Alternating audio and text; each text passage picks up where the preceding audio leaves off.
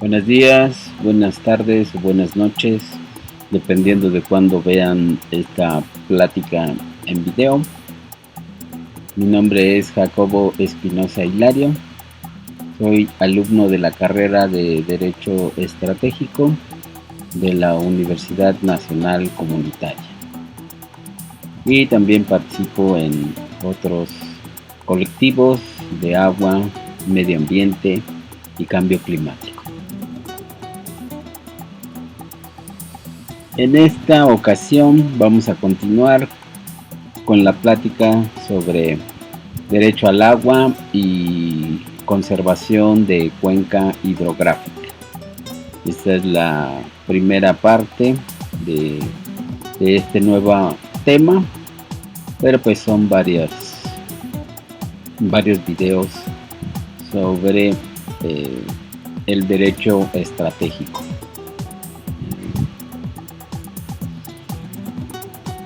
Aquí también trataremos de explicar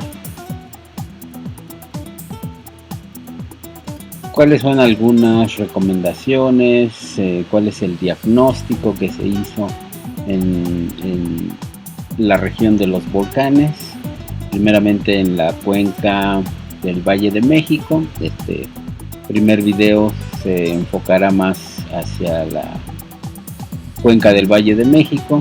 Ya el segundo y tercer video de esta temática de cuenca hidrográfica pues ya se irá más hacia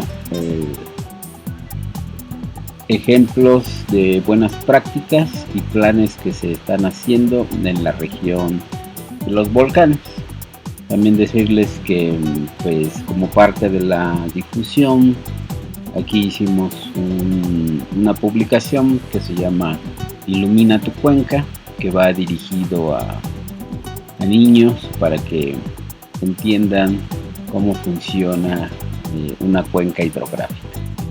Entonces pues ahí les ponía el ejemplo en unas pláticas que di a algunos niños, que una cuenca hidrográfica es como su tazón de leche, en la que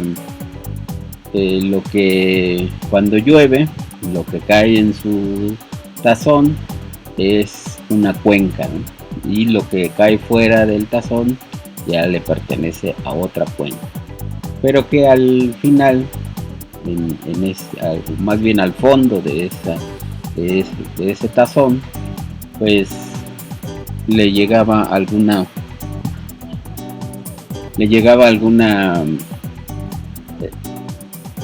al fondo, en lo que se convertiría en un río, por ejemplo, y ahí este río pues podría significar que todo lo que se escurre en las paredes de ese tazón pues al final formaba un río o un lago. En este caso de la región de los volcanes hay dos ríos principalmente y el lago Tlahuajico, ¿no? Pero pues es más o menos una explicación muy simple de que es una cuenca. Después, hace años hicimos un estudio sobre la cuenca del Valle de México que titulamos Repensar la cuenca, la gestión de ciclos del agua en el Valle de México. Ahí lo coordinó la licenciada Elaine Bornstock. Lo financió la Universidad Autónoma Metropolitana y la USAID de Estados Unidos, y lo financió a través de una asociación civil que se llama Guardianes de los Volcanes y el Centro para la Sustentabilidad Incali Ixcahuicop y otras organizaciones locales, tanto un proyecto de investigación para la sustentabilidad de la Sierra Nevada como una cooperativa que se llamó Estudios y Proyectos Sierra Nevada. Entre todos pues hicimos esta investigación en la que pues empezamos con el diagnóstico sobre el lago o los lagos que existían en la cuenca del Valle de México. Hace muchos años esta cuenca fluía hacia Morelos, pero a partir del nacimiento del Chichinautzin se tapó y empezó a formarse un lago por miles o millones de años. Y toda esa arcilla que quedó de los lagos hasta recientemente poco, en 1895 se desecó el lago de Chalco y antes el lago de Texcoco, que llegaba hasta la Ciudad de México, el lago de Xochimilco, que era también parte de la ciudad, pues ya se habían secado y actualmente solamente queda el lago de Zumpango y algunos vestigios en el lago de Chalco. Pero es importante analizar la historia del suelo, porque después, sobre toda esa arcilla que quedó de lo que antes era el sistema del lago de Anáhuac, pues ahí se fundó primeramente México Tenochtitlan, que es una representación artística, y a partir de la conquista pues empezó el crecimiento demográfico y la desecación del lago por parte de los españoles, que no entendían la dinámica o la convivencia con el agua y con el lago. Y estas es un mapa geológico en la que se van también los grosores de las arcillas y un poco las curvas de nivel de lo que quedó de este lago. Entonces, como les decía, es importante saber la historia del suelo para saber en dónde estamos. Y esto pues hizo que el sistema acuífero de aquí de la región fuera más complicado de lo que es normalmente. O sea, en el ciclo del agua siempre nos enseñan el ciclo superficial, pero nunca se explica que a partir de lo que llueve, pues esa parte de esa agua va a se infiltra por el suelo a mantos acuíferos. En realidad son acuíferos superficiales o acuíferos profundos, y es parte de este ciclo que se ignora, y si no se conoce pues no se cuida y no se entiende por qué de todas las problemáticas en el Valle de México. Entonces, este es un pequeño esquema de cómo a través de la lluvia, de los ríos, pues va infiltrando a los acuíferos de acuerdo a la formación geológica. Y es precisamente este mapa el que refleja la formación geológica del Valle de México, las zonas volcánicas y arenosas, tanto del Chichinautzin como del Ajusco, y la de la Sierra Nevada en el oriente, pues son las principales zonas de infiltración hacia el acuífero del Valle de México, ¿no? Ahora, toda esa zona se le dice el bosque de agua, pero son bosques que se conservan con un suelo muy poroso por todas estas erupciones que se hicieron hace miles de años en el Chichinautzin, y eso va filtrando al acuífero, y después de ahí tomamos la mayor parte del agua que llega a la Ciudad de México. Además de este sistema, pues también se trae a todo el Valle de México el sistema Cutzamala, en el que a través de presas y tuberías que vienen desde Michoacán, la presa del Bosque y la presa Tuxpan. Después llegan a la Ciudad de México, al Estado de México, a través de las presas principalmente del Valle de México, de Valle de Bravo y de Villa Victoria, pues se va acumulando, y de esa acumulación se trae en tubería a la Ciudad de México alrededor de 14 metros cúbicos por segundo. Es mucha agua. También se le suma el sistema de pozos del sistema Lerma, que son 5 metros cúbicos, y ambos son los que llegan al sistema Cutzamala. Parece mucha agua, se distribuye en algunas partes, pero también se habla de que en toda la Ciudad de México tenemos alrededor del 20-25 metros cúbicos por segundo que por las fugas se pierden. Entonces todas estas fugas son casi equivalente a todo lo que traímos del Cutzamala. Entonces es un diagnóstico en el que pues también tenemos que ver este tema de fugas para que podamos aprovechar todo lo que traemos del sistema Cutzamala. Y esta exportación de aguas fluviales posteriormente, y de agua de pozo, posteriormente se convierte en aguas residuales.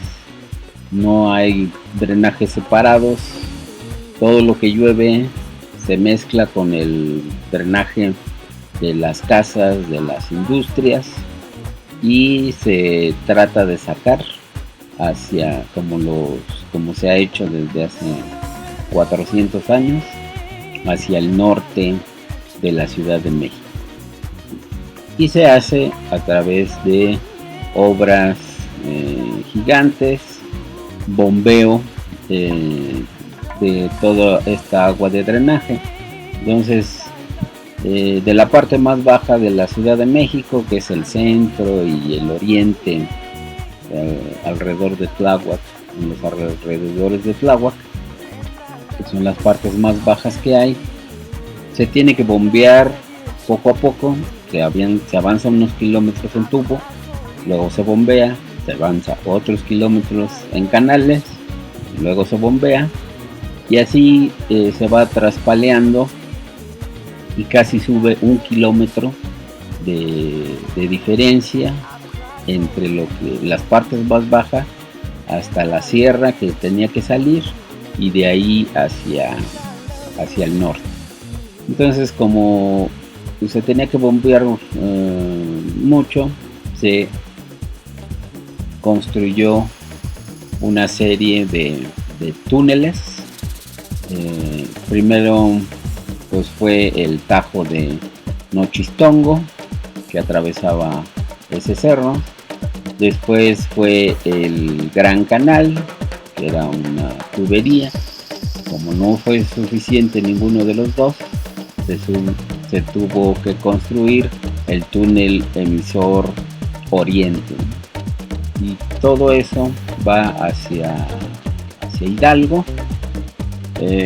La primera vez, o el primer año que se inauguró este túnel emisor Oriente, Oteo, se inundó parte de Hidalgo por toda la cantidad de agua que echamos toda la zona metropolitana del Valle de México. También hay que entender que hay una distribución de pozos que día y noche están sacando agua del acuífero del Valle de México. Actualmente tenemos un 300% de sobreexplotación del acuífero profundo. Estamos sacando agua, por ejemplo en Iztapalapa, de 1 kilómetro de profundidad. Ya los pozos de 200, 300 metros han quedado insuficientes. Nos estamos acabando el acuífero profundo, entonces se está yendo cada vez más y más profundo. Y pues aquí en esta gráfica están todos los sistemas más grandes de distribución de agua potable. Está el ramal de Teoloyucan, el de Tizayuca y Pachuca, el de los Reyes Ferrocarril, el de los Reyes Ecatepec, el de Texcoco Peñón, el de Mixquic y Santa Catarina, y el de Tláhuac y Nezahualcóyotl. Pero pues en realidad son cientos de pozos separados que están día y noche sacando agua del acuífero.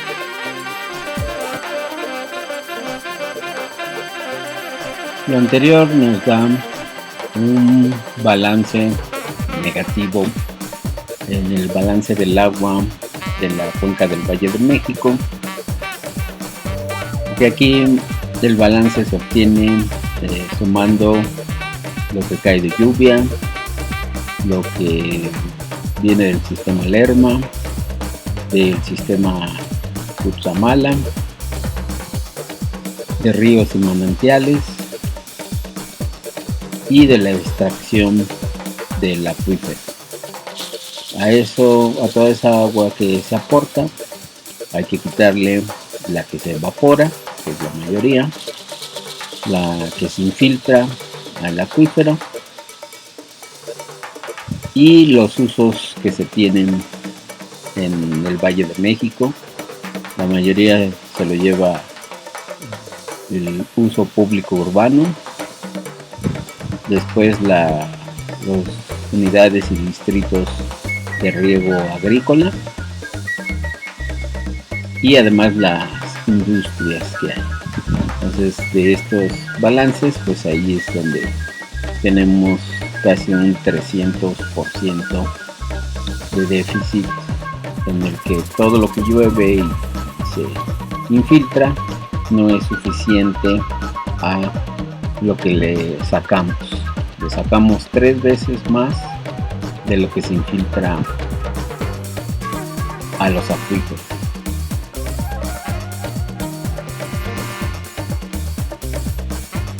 Y eso nos da una actualización, más bien eso nos da la disponibilidad media anual del agua subterránea.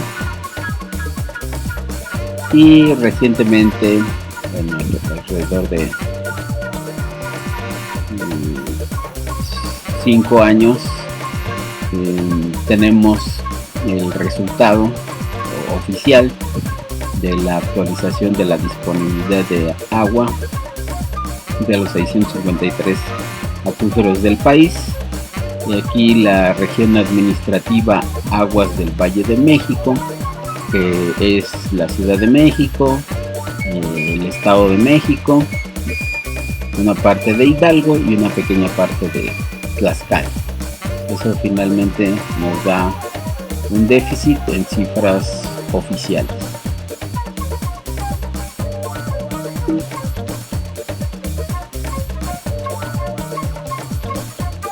Después se hace, esta es una forma más gráfica de lo que pasa aquí en el acuífero Chalco Amecameca, que igual tiene un déficit. Si vemos las mayores cantidades de agua son las que vienen de la lluvia, de ahí la mayoría se evapora. Sacamos parte de esa agua que utilizamos como aguas negras hacia Hidalgo y hacia la planta de Atotonilco, que es una de las más grandes de Latinoamérica, concesionada, es decir, privatizada al Grupo Carso. El Grupo Carso de Slim pues recibe cierta cantidad de dinero por cada metro cúbico de agua residual que trata. Él dijo que era uno de los mejores negocios que había hecho, porque pues el agua residual nunca se va a acabar y él va a seguir recibiendo dinero si trata esa agua para los distritos de riego de Hidalgo, parte del Estado de México. Entonces esto es una gráfica de cómo estamos en números rojos. El acuífero del Chalco Amecameca tiene alrededor de un 73% de sobreexplotación. Quiere decir que no se recarga todo lo que le sacamos del acuífero.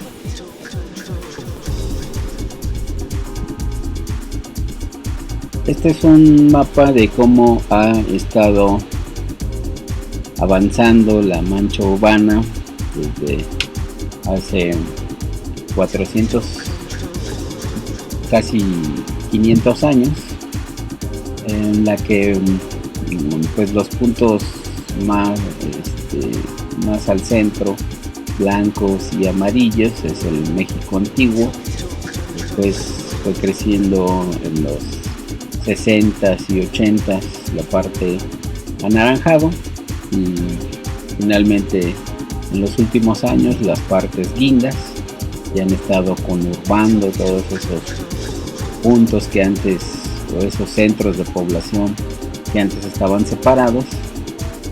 Cada vez se van uniendo más y van no solo poniendo concreto en donde antes era una recarga, sino que lo están haciendo sobre zonas agrícolas, zonas de conservación ecológicas y zonas de infiltración al acuífero.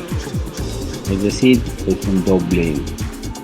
una doble problemática, que no solo estamos demandando más agua del acuífero, sino que estamos quitando las zonas de recarga a ese acuífero, urbanizándolo, poniéndole casas, poniéndole concreto, poniéndole asfalto. Otro de los indicadores de esta crisis ambiental que estamos viviendo es también el cambio climático. Nosotros aquí en el Valle de México pues lo vemos con el derretimiento de los glaciares. Antes le decían hielos perpetuos, pero resulta que por toda la contaminación del hombre que hemos hecho, esos glaciares se han estado perdiendo, principalmente en el Popocatépetl por la actividad volcánica. Había uno, pero era solo quedaba uno, pero ya no se podía considerar un glaciar. Y en el Iztaccíhuatl, ahí no hubo ninguna actividad volcánica, y aún así estamos perdiendo. Había alrededor de 14 glaciares en el Iztaccíhuatl y actualmente solo quedan 2 o 3 como máximo. Entonces es otro de los indicadores de que estamos haciendo un mal manejo de la naturaleza.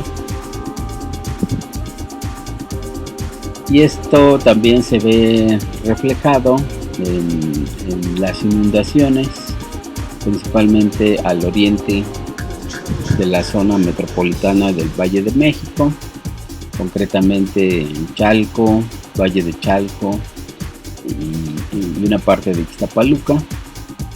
Ahí el sistema es donde colapsa porque los ríos están 12 metros por arriba de las casas.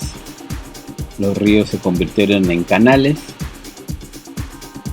Esos canales en realidad son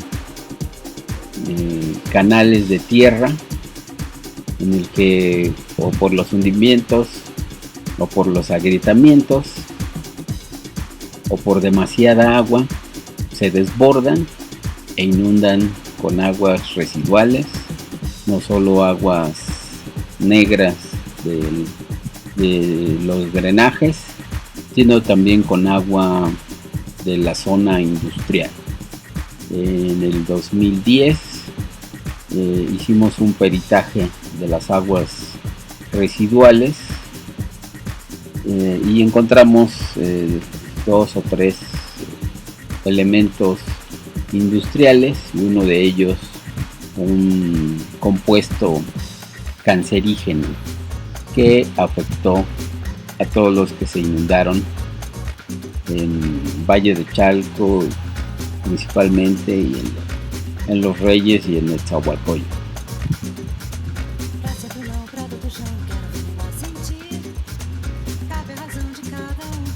Aquí también vemos un mapa con cómo se va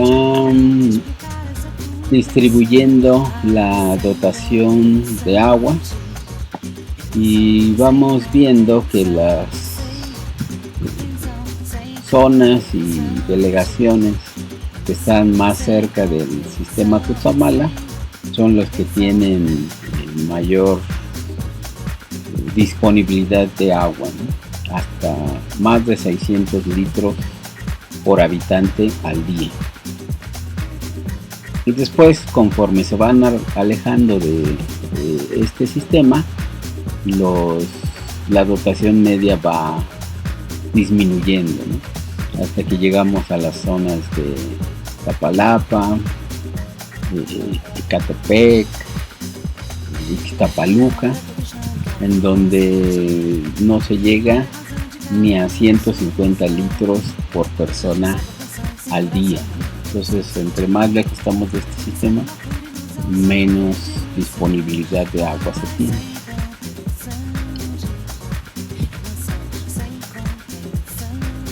También otra de los indicadores de esta sobreexplotación del acuífero son los hundimientos y las grietas que se dan en el oriente de la zona metropolitana del Valle de México, principalmente en Iztapalapa, Tláhuac, Chalco y Milpalta.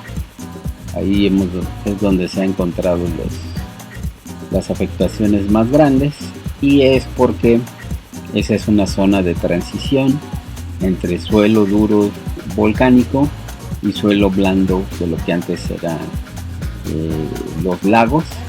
Entonces, al hundirse la zona con arcillas blandas que antes pertenecían al lago, truena este suelo, y ahí es donde se generan estas grietas.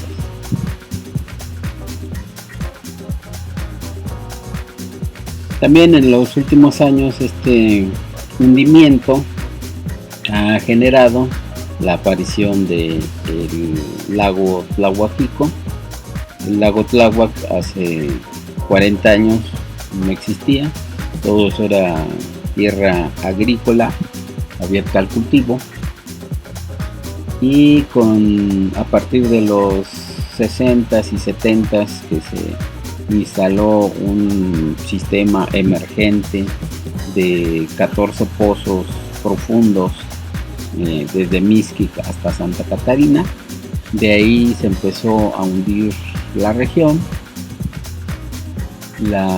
El agua de lluvia ya no tuvo por dónde salir, y se empezó a generar un lago de más de 500 hectáreas y un hundimiento de hasta 40 centímetros al año. Entonces, si combinamos que no hay un sistema natural de desalojo de aguas con el hundimiento por la sobreexplotación del acuífero, pues se forma este nuevo lago Tlahuajico o nuevo lago de Chalco, como lo bautizó el doctor Adrián Ortiz del Centro de Geociencias de la UNAM, que ha estado estudiando estos hundimientos desde hace muchos años.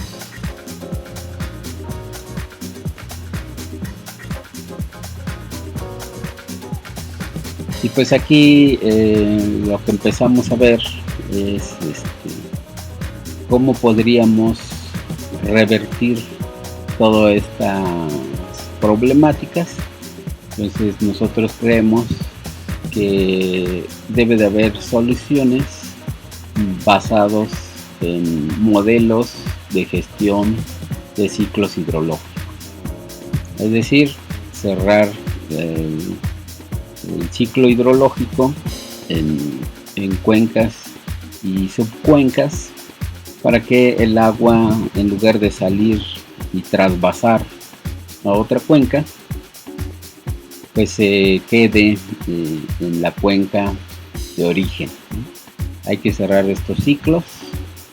Hay que, por ejemplo, para ahorrar la energía, pues se puede empezar a dejar el agua en la región, tratar de hacer ciclos locales de captación y de infiltración, de tratamiento y de reuso, para no trasladar masivamente toda esta agua por túneles. Aquí en la zona oriente hay dos nuevos túneles, el túnel de la compañía y el túnel del Dren General, y esos túneles van a canales, y esos canales van al túnel emisor oriente y finalmente salen hacia Hidalgo.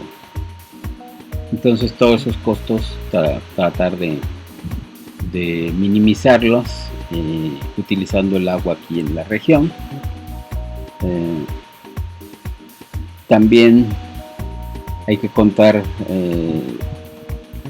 hay que tratar de tener agua a largo plazo. Aquí, como vimos, hay mucha agua de lluvia, pero se está desperdiciando en el drenaje al revolverse con las aguas negras. Entonces hay que tratar de aprovechar esa agua pluvial, encontrarle un lugar. En la región oriente ya se manejaba tanto el lago Tlahuajico como todo un sistema de chinampas en Xochimilco, Tláhuac y parte de Chalco y Valle de Chalco, para almacenar toda esa agua, que en lugar de inundar a los vecinos o contaminarse, pues tratar de limpiarla y utilizarla para producir alimentos, ¿no? Es un doble beneficio. Toda esa agua tratada se utiliza para los sembradíos de estos canales y chinampas, y ahí tenemos alimentos. También el saneamiento de estos ríos, tanto Amecameca y la compañía en el oriente del Valle de México, pues nos va a servir para poder detener la contaminación y al mismo tiempo regar las zonas agrícolas. Por ejemplo, Hidalgo pues está teniendo una mayor producción de hortalizas y alimentos a partir de las aguas tratadas del Valle de México. Entonces ahí se ve que se puede hacer este sistema igual la zona de Mixquic y algunos otros pueblos de Tláhuac están utilizando el agua tratada del Cerro de la Estrella para producir alimentos. Entonces es un modelo que se puede replicar en todo el Valle de México, ¿no? Y pues esto sería la gestión integral de cuenca, que se construye desde cada una de estas subcuencas y microcuencas. Y pues cómo podemos hacer esto, ya hay algunos ejemplos que hemos realizado y que se están tratando de realizar en todo el Valle de México, que es la reforestación. La reforestación tiene muchas ventajas, no solo genera el oxígeno que respiramos, sino que también infiltra el agua de lluvia a la tierra, la hace porosa, hace que no se erosione esta tierra y que por ahí pueda infiltrar al acuífero en estas zonas boscosas y agrícolas que todavía existen. Entonces hay que cuidar y reforestar toda esa zona. El saneamiento de los ríos, no solo es un tema de salud pública, puede afectar a los que entren en contacto con estas aguas negras, sino que se generan un doble beneficio de estas aguas, ¿no? Es un beneficio ambiental, en el que en los ríos ya no corren aguas negras, sino que también se puede aprovechar esa agua para la agricultura y para los diferentes sembradíos cercanos a estos ríos. Este es otro ejemplo de las contaminaciones que hay actualmente en los ríos Amecameca y La Compañía, en la que todos estos ríos se vuelven el drenaje de la población. No solo es un tema ambiental, sino que también es un tema económico. El contaminar un río es sancionado por la Ley General de Equilibrio Ecológico y Protección al Ambiente. Tratar las plantas de tratamiento tiene un costo, pero también tiene un beneficio económico si lo convertimos a productos agrícolas que se pueden vender y consumir de forma saludable.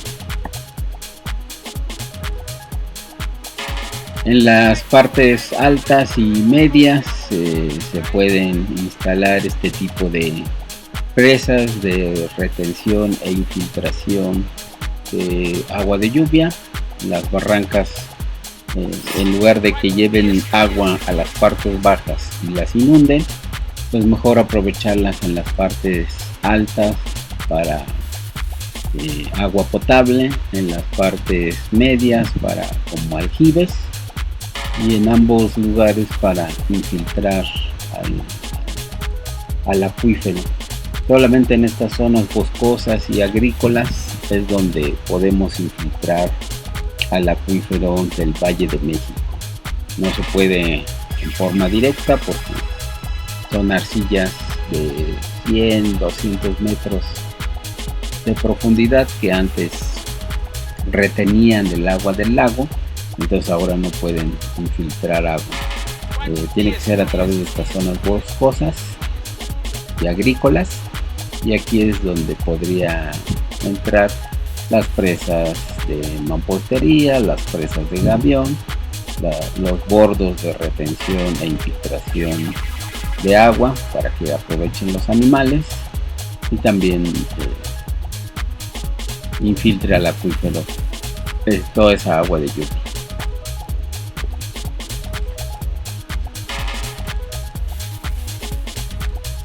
En la cuenca media pues estábamos recomendando este tratamiento. Ya existen en el río Ameca 10 plantas de tratamiento de aguas residuales que a través de solicitudes con la Comisión de Cuenca de los ríos Ameca Meca y los campesinos de la región se logró que en el año 2012 se aprobaran por parte del gobierno federal y el gobierno estatal la construcción de estas plantas, pero pues no han sido suficientes, no han funcionado todas. Entonces hay que por medio de la ciudadanía hacer organización para que funcionen estas plantas de tratamiento y toda esa agua residual se convierta en riego agrícola para la región. También el almacenamiento de agua en el lago Tlahuaquico y en otros lagos, pues no solo sirve de retención de agua pluvial que va a inundar a las poblaciones, sino también hay que utilizar esa agua de lluvia que se puede tratar y se puede regar a través de los canales y las chinampas que existen alrededor del, por ejemplo, del lago Tlahuaquico. Ahí toda esa zona es de chinampas, ¿no? Es un ejemplo que podemos retomar en Xochimilco y en Tláhuac. No existirían estos lagos, canales y chinampas que todavía sobreviven si no fuera por el agua tratada de la planta del Cerro de la Estrella. Entonces o la mayoría del agua que hay en estos canales, tanto en Xochimilco como en Tláhuac, es agua tratada del Cerro de la Estrella, y así pues vamos recuperando no solo la tradición que existía desde hace muchos años, sino es un sistema único en el mundo de aprovechamiento de agua y tierra para la sustentabilidad hídrica e hidrológica. Y aquí vemos cómo debería de ser un balance positivo del ciclo del agua, ¿no? De todo lo que llueve, que recargue naturalmente al acuífero, pero también podemos hacer recarga artificial y tratar de ir al sustituir agua tratada por agua de pozo, vamos disminuyendo la sobreexplotación del acuífero, y al ir infiltrando en las chinampas y canales también vamos aportando infiltración al acuífero somero, y eso pues nos va poco a poco dando un balance positivo en la región.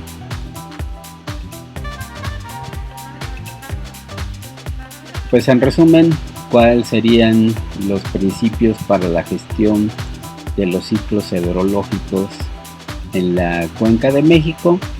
Sería la gestión integral de cuencas, que se debe de construir desde las subcuencas y las microcuencas a niveles primero locales y después regionales.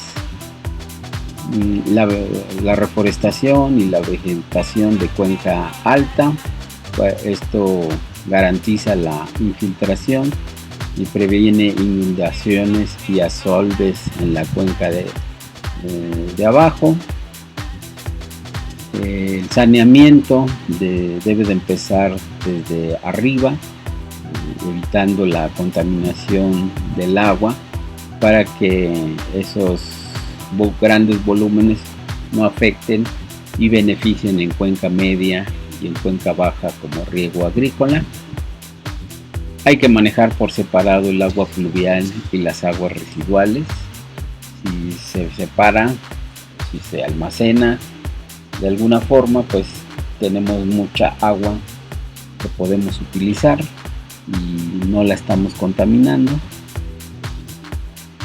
Hay que infiltrar toda el agua fluvial posible en forma lateral en las zonas agrícolas y boscosas, para que después no tengamos que llevarla hacia los ríos, hacia otra cuenca en Hidalgo.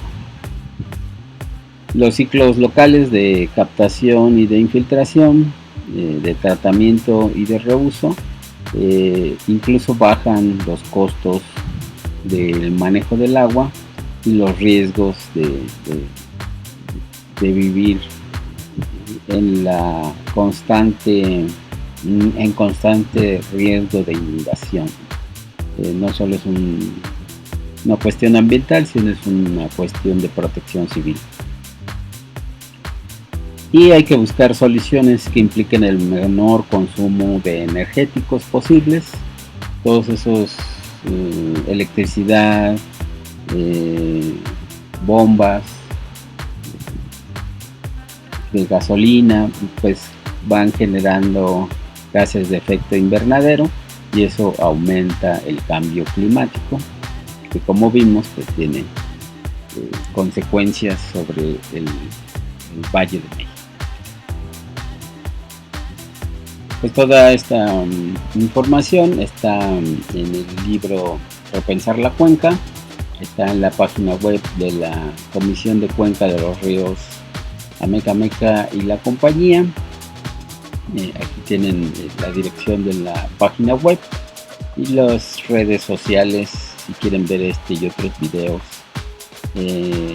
sobre el manejo del agua, de las plantas de tratamiento de la región de los volcanes. Pues ahí pueden buscar algo de información. Pues finalmente con esto terminamos esta plática en video. Aquí pudimos ver cuál es el manejo que se debe de hacer de una cuenca hidrográfica, en este caso la del Valle de México, pero pues hay que estudiar las condiciones especiales de cada una de las cuencas, pero en general se pueden replicar muchas de estas propuestas. Mi nombre es Jacobo Espinosa Hilario, soy alumno de Derecho Estratégico de la Universidad Nacional Comunitaria y los invito a ver la segunda y tercera parte de este video. Gracias.